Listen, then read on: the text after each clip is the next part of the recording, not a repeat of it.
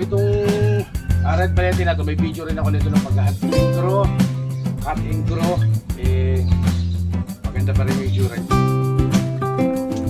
Papawasan natin para hindi masyado.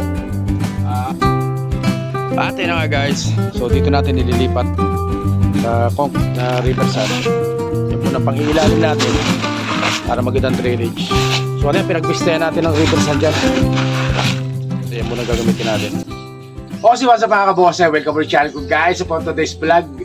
So share ko sa inyo aking red palette mga kabosay. So ayan po. So itong red palette ko na to ginawa natin ng walang wire, o ibig sabihin ang ginawa natin dito clip and grow lang o cut and grow. Hindi po natin yan winaringan para ma-form natin na ganyan. So yung iba binantingan natin o tinalian natin para mapadipa natin siya, pero all in all po wala pong wire yan o hindi natin winner yan. So ginawa natin ito clip and grow, gupit ka ng gupit. So ito ay mga 3 years na sa akin na red palette na ito mga kabosay. So yan po yung tsura niya. So gagawin natin ngayon, didepolate natin to, tapos i-repat natin sa concrete pad na sa magandang paso mga kabosay. O sige guys, huwag natin patigal ito pasukin na intro. O kaya intro, pasok!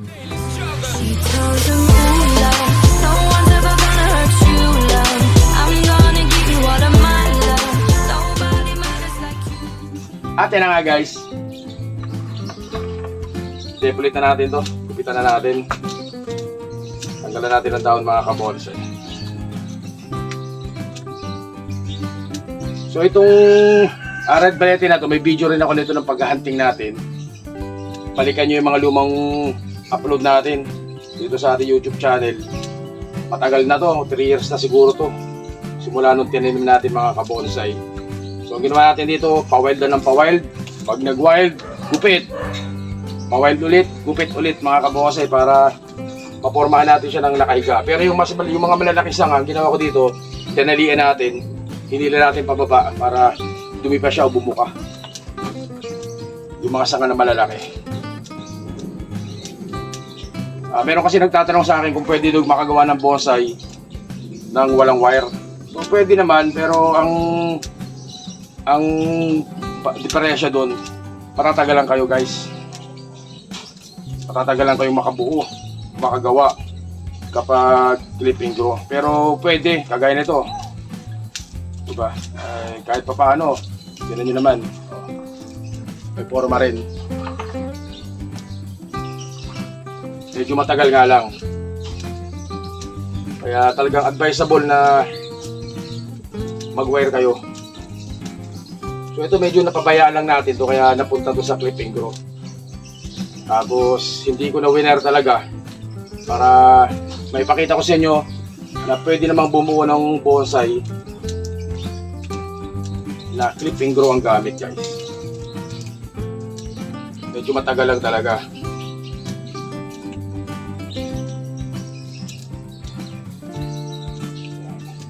So depolate muna natin to guys. So may inip kayo na ito, kaya ipapas forward natin ito, at ang maririnig nyo na lang dito ay yung ating background music mga kapons.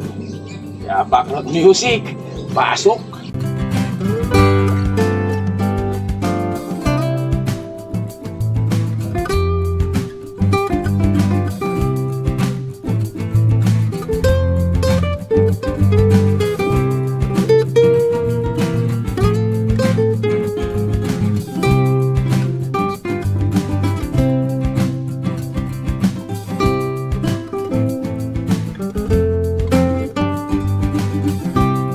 Ate na nga guys, so, natapos na natin.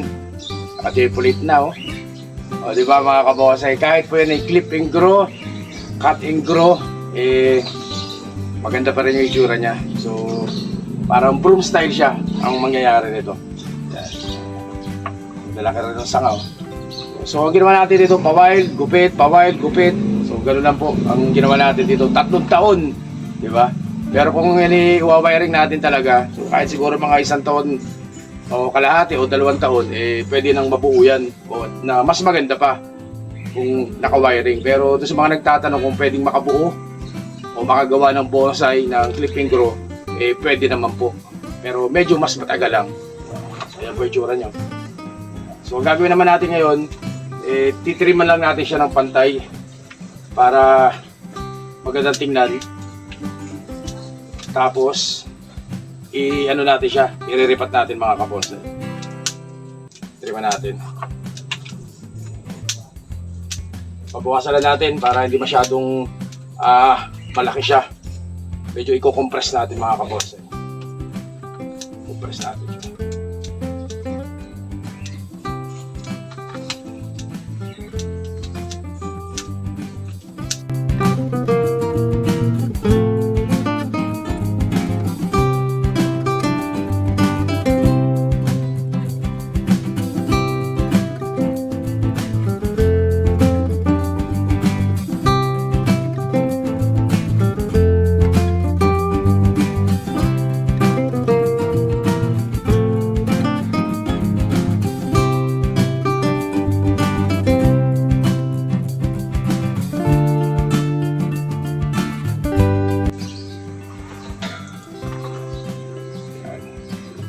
So na guys, ayan yung tsura niya.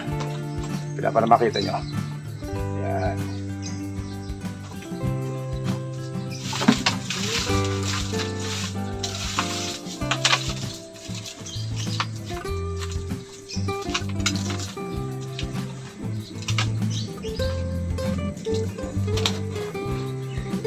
So next na gagawin natin, iriripat natin sa concrete pot para maganda tingnan mga kabonsai.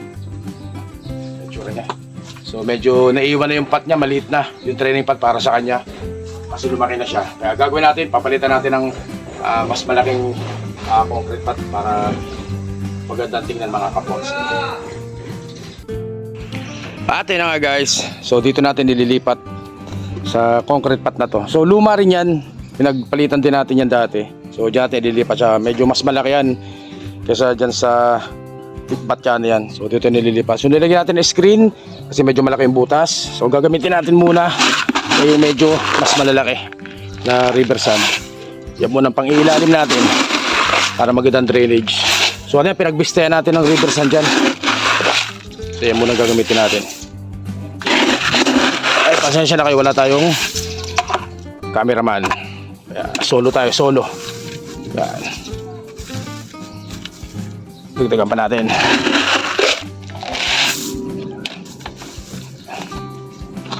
River sand muna na mas malalaki. Ang paganda ng drainage, ang kita nyo, diba? Hindi naiipon yung tubig, ibig sabihin magandang drain yan. Saka malaki yung butas nya. So nilagyan natin ng screen yung ilalim para hindi malaglag yung river sand nilalagay natin dyan. Tapos lalagyan na natin ng river sand dyan guys. Lagyan natin ang river sand guys.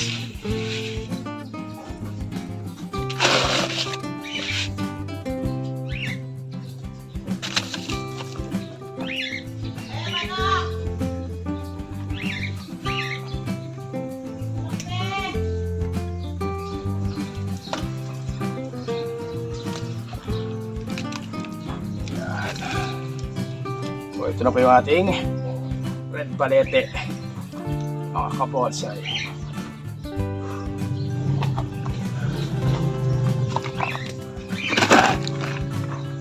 Ganda.